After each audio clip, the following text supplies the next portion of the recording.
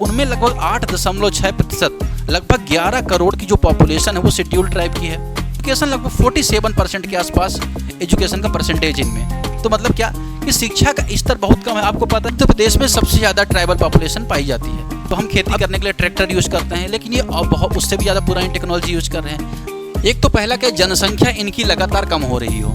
सबसे ज़्यादा जो जनसंख्या का परसेंटेज है वो लक्षद्वीप में देखा जाता है। नमस्कार दोस्तों, मेरा नाम दिवस द्विवेदी है और आप सभी का एक बार फिर से मेरे चैनल में स्वागत है।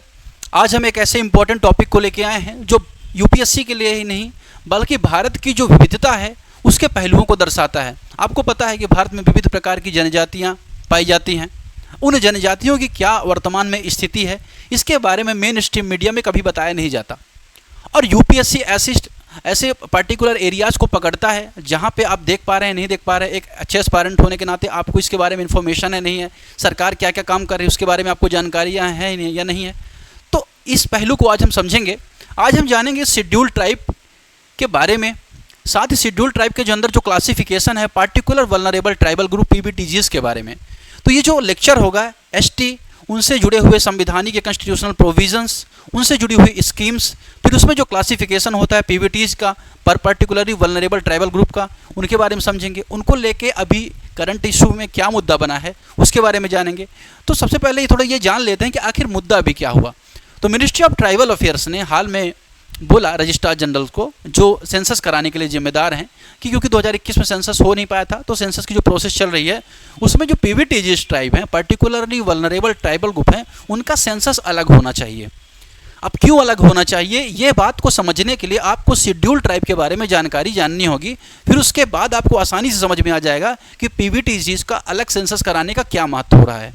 ठीक है, सबसे पहले अगर हम बात करें करंट अफेयर्स में जो चर्चा में ये था कि जो मिनिस्ट्री ऑफ ट्राइबल अफेयर्स मैंने आपको बताया उन्होंने सेपरेट जो सेंसस उसे कराने के लिए बोला है। लेकिन अगर हम बात करें जो सेपरेट सेंसस होगा ये तो ठीक है, लेकिन थोड़ा सा एससी जो शेड्यूल ट्राइब उसके बारे में यहाँ पे हम जान लेते हैं। ये शेड्यूल ट्राइब आखिर है क्या। आपने ये तो सुना होगा कि अनुच्छेद 342, या नहीं सुना होगा तो मैं बता देता हूँ। अनुच्छेद 342 342 कॉन्स्टिट्यूशन में यह बताता है कि राष्ट्रपति प्रेसिडेंट किसी भी ट्राइबल ग्रुप को, जो प्रेसिडेंट होता है वो किसी भी ट्राइबल ग्रुप को शेड्यूल ट्राइब का स्टेटस दे सकता है या अनुसूचित दर्जा दे सकता है कि ये अनुसूचित जनजाति है। ठीक है, ये आपने आर्टिकल 342 में पढ़ा है या 342 के बारे में आपने जाना है। तो आपको ये तो पता चल गया एक तो फैक्ट ये कि राष्ट्रपति के पास अधिकार हैं शेड्यूल ट्राइब को डिक्लेयर करने के। अब जो लास्ट सेंसस हुआ 2011 का जो सेंसस हुआ, 2011 के सेंसस से पता चला कि जो भारत में वर्तमान जनसंख्या है उनमें लगभग 8.6%, लगभग 11 करोड़ की जो पॉपुलेशन है वो शेड्यूल ट्राइब की है।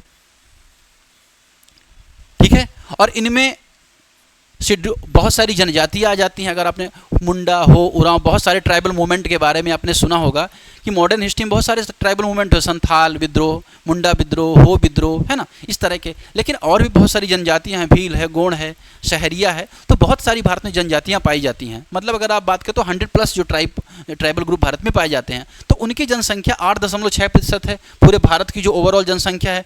और नंबर आप अगर पर्सन देखो तो लगभग 11 करोड़ 10 करोड़ 40 लाख के आसपास इनके नंबर्स देखे जाते हैं। अभी जो इनमें आप अगर देखो तो एजुकेशन लगभग 47% के आसपास एजुकेशन का परसेंटेज इनमें। तो मतलब क्या कि शिक्षा का स्तर बहुत कम है। आपको पता है कि भारत में जो कौन शिक्षित है इसका पैमाना सिर्फ अक्षर पढ़ने से ही अंदाज़ा लगाया जाता है। मतलब कि हायर एजुकेशन या इसको ध्यान में नहीं रखा जाता। हाँ, सिर्फ वो पढ़ ले रहा है, नाम लिख ले रहा है, इन सारी बातों को ध्यान में रखा जाए तो सिर्फ 47% यहाँ पे एजुकेशन है। तो एजुकेशन में तो पीछे है ही ये। ठीक है, इसके अलावा अगर हम बात करें, ये तो बात हो गई कि सेंसस की। अब ज्योग्राफिकल थोड़ा सा यहाँ पे चीज़ें जानने की आवश्यकता है कि सबसे ज़्यादा ट्राइबल पॉपुलेशन है कहाँ, तो मध्य प्रदेश में। अर्थात ये जो मैप बना है इसमें आप ये जो मैप देख पा रहे होंगे ये मध्य प्रदेश का नक्शा है। मध्य प्रदेश में सबसे ज़्यादा ट्राइबल पॉपुलेशन पाई जाती है। अब ये जो ट्राइबल पॉपुलेशन में भीड़ है, भील है, गोंड है, शहरिया हैं, इस बैगा हैं, बहुत सारी अलग अलग ट्राइबल ग्रुप पाए जाते हैं। तो अगर हम नंबर ऑफ पर्सनस में देखें तो मध्य प्रदेश में सबसे ज़्यादा ट्राइबल ग्रुप पाए जाते हैं। उसके बाद आई थिंक महाराष्ट्र आता है। महाराष्ट्र में सेकंड लार्जेस्ट नंबर है ट्राइबल ग्रुप का। फिर आई थिंक थर्ड नंबर पे ओडिशा आता है। ठीक है, एक बार आप भी कंफर्म कर लीजिएगा। तो 3 ये जो रैंक है दिखाई देती है किसकी, भारत में सबसे ज़्यादा जो ट्राइबल ग्रुप्स हैं उनके बारे में। अब अगर परसेंटेज वाइज अगर आप देखो, ये तो बात हो गई संख्या के आधार पर, ये सबसे ज़्यादा संख्या किन राज्यों में है ट्राइबल ग्रुप की, क्योंकि मध्य प्रदेश, महाराष्ट्र, उड़ीसा बड़े राज्य हैं, तो यहाँ पे ट्राइबल ग्रुप का जो नंबर है वो ज़्यादा है। लेकिन अगर आप परसेंटेज वाइज देखो तो सबसे ज़्यादा जो जनसंख्या का परसेंटेज है वो लक्षद्वीप में देखा जाता है। कहाँ पे देखा जाता है? लक्षद्वीप में। अंडमान निकोबार में भी आपने ऐसी ट्राइब के बारे में आपने सुना होगा, शोम्पेन है, इस तरह की ट्राइब। तो अगर आप देखें परसेंटेज वाइज यहाँ पे लक्षद्वीप है, फिर इसके बाद आई थिंक मिजोरम आता है, ठीक है। तो इनमें परसेंटेज वाइज सबसे ज़्यादा पॉपुलेशन है और इनमें जनसंख्या के आधार पर सबसे ज़्यादा पॉपुलेशन है। ये तो बात हो गई किसकी? ट्राइबल ग्रुप की, अर्थात शेड्यूल्ड ट्राइब्स की। अब शेड्यूल्ड ट्राइब्स जिस होती क्या है, इसके लिए एक कमीशन बनाया गया, एक कमेटी बनाई गई। कमेटी थी लोकुर कमेटी, के बारे में आपने सुना होगा। इसको मैं रफ कर दे रहा हूँ, ठीक है। ये आपने आई थिंक नोट कर लिया होगा, लोकुर कमेटी। लोकुर कमेटी ने बताया कि क्या मापदंड होने चाहिए किसी भी ट्राइबल ग्रुप को डिक्लेयर करने में कि वो शेड्यूल्ड ट्राइब है कि नहीं है।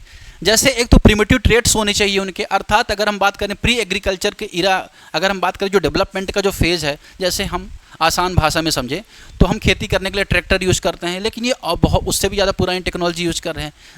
जीवन शैली इनकी बहुत पुरानी है। जोग्राफिकल सेपरेशन अर्थात भौगोलिक अलगाव है, जंगल में रह रहे हैं, टेक्नोलॉजी से इनका कोई कनेक्शन नहीं। तो इस तरह से अगर हम बात करें तो 4-5 क्राइटेरिया यहाँ पर इन्होंने दिए। उनमें अगर हम बात करें, एक तो क्या है, तो ये लोकुर कमेटी ने क्राइटेरिया दिया किसको? शेड्यूल्ड ट्राइब को आइडेंटिफाई करने का। लेकिन आज़ादी के बाद जैसे विकास के मार्ग में देश आगे बढ़ा तो कुछ ट्राइबल ग्रुप का डेवलपमेंट होता गया। लेकिन बाद में 1960 का दशक आया, लगभग 1960 के दशक में अगर आप देखोगे तो आवश्यकता यह हुई है जानने की कि ठीक है, शेड्यूल्ड ट्राइब का भी विकास तो हो रहा है, लेकिन ऐसा देखा गया कुछ ट्राइबल ग्रुप ऐसे हैं जो बहुत ही ज़्यादा पिछड़े हैं। और ये बात की ढेबर कमीशन ने बताया कि भारत में कुछ जनजातियां इतनी पिछड़ी हैं, उनको अलग कहीं ना कहीं व्यवस्था देने की आवश्यकता है या कुछ ना कुछ अलग करने की आवश्यकता उनके लिए है। तो ढेबर कमीशन यहाँ पे बताता है उन्हें कि उन्हें बोला जाएगा प्रिमिटिव ट्राइबल ग्रुप, पीटीजी उनको ढेबर कमीशन ने कहा। बाद में जो पीटीजी ग्रुप है इसको 2006 में पीवीटीजी कहा गया, पार्टिकुलर वल्नरेबल ट्राइबल ग्रुप। मतलब क्या? पीटीजी बोला गया पहले, प्रिमिटिव ट्राइबल ग्रुप, और उसी को 2006 में PVTG particular vulnerable tribal group बोला गया। अब जो पार्टिकुलर वल्नरेबल ट्राइबल ग्रुप है, इनकी संख्या बताई गई लगभग 75 के आसपास ऐसी ट्राइब हैं जो बहुत ज़्यादा पिछड़ी हुई हैं, ठीक है। अब हम सबसे पहले ये जान लेते हैं कि जो संख्या बताई जा रही है प्रिमिटिव ट्राइबल ग्रुप के बारे में, अब आखिर प्रिमिटिव ट्राइबल ग्रुप जो होते हैं इनमें क्या क्राइटेरिया इनको ध्यान में रखा जाता है, कैसे आप आइडेंटिफाई करेंगे कोई भी प्रिमिटिव ट्राइबल ग्रुप है, ठीक है। तो यहाँ पे मैं इसको मेंशन करता हूँ, ठीक है। एक तो पहला क्या, जनसंख्या इनकी लगातार कम हो रही हो, ठीक है ना, जनसंख्या इनकी लगातार कम हो रही हो। आप जाएंगे और जो अंडमान निकोबार जाएंगे तो वहाँ पे देखेंगे कि शोम्पेन ट्राइब है, अब उनमें से कुछ की जनसंख्या 3 अंक में भी नहीं, मतलब 100 भी नहीं है, 20 है, 15 है, 25, इस तरह के भी ट्राइबल ग्रुप भारत में देखे जा रहे हैं। तो इनके लिए अलग व्यवस्था करने की आवश्यकता है। दूसरा, जोग्राफिकल आइसोलेशन या भौगोलिक अलगाव है, इनके बीच भौगोलिक अलगाव है, ठीक। तीसरा, प्री एग्रीकल्चर टेक्नोलॉजी, मैंने आपको बताया था जो ट्राइबल ग्रुप के लिए भी था। चौथा, इकोनॉमिक बैकवर्डनेस अर्थात आर्थिक पिछड़ापन। पांचवा, लो लिटरेसी रेट, निम्न साक्षरता दर। अगर ये जो क्राइटेरिया किसी ट्राइबल ग्रुप में बहुत ज़्यादा नीचे है तो ऐसी जो जनजातियां हैं उनको पार्टिकुलर वल्नरेबल ट्राइबल ग्रुप में रखा जाएगा, ठीक है। अब ये बात हुई 1960-61 का टाइम था जहाँ पे पीवीटीजी सामने निकल के आई। लेकिन अगर हम बात करें अभी जो इनकी जनसंख्या 75 है, लेकिन उस टाइम पर इनकी जनसंख्या, उनकी जो नंबर ऑफ जो ट्राइबल ग्रुप थे वो 52 थे। बाद में इनकी संख्या बढ़ी और बाद में इनको 5 ईयर प्लान में अगर आप बात करेंगे तो 5 ईयर प्लान के बाद इनकी जनसंख्या 75 हो जाती है, ठीक है। तो ये बात हो गई वर्तमान में। अब जो ये प्रिमिटिव ट्राइबल ग्रुप है वर्तमान में, ये आपको मैप दिख रहा होगा, इस मैप में 18 राज्य और 1 यूटी में पाए जाते हैं। मतलब क्या, 18 राज्य में अगर आप देखेंगे, पहला राज्य उत्तर प्रदेश है, राजस्थान है, गुजरात है 3, मध्य प्रदेश 4, महाराष्ट्र 5, फिर आप देखेंगे यहाँ पे कर्नाटका 6, केरला 7, तमिलनाडु 8, आंध्र प्रदेश 9, तेलंगाना 10, उड़ीसा 11 और जो छत्तीसगढ़ है 12, झारखंड है 13, बिहार आई थिंक 14, वेस्ट बंगाल 15 है ना, इसके अलावा त्रिपुरा है 16, ठीक। ये आपका मिजोरम है 17, ठीक है। इसके अलावा एक यूटी भी है आपका, एक और कोई स्टेट है यहाँ पे,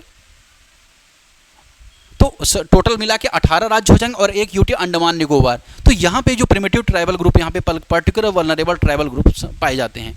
ये तो बात हो गई, ठीक है। अब अगर हम बात करें इनको लेके क्या सिचुएशन है, इसके बारे में थोड़ा सा देखेंगे, थोड़ा सा आगे समझेंगे। यहाँ पर करंट सिनेरियो इनके बारे में थोड़ा सा देखते हैं। अगर हम बात करें यहाँ पर करंट सिनेरियो को लेके, इसको मैं जूम कर लेता हूँ थोड़ा सा, तो आपको यहाँ पे क्लियरली दिखेगा।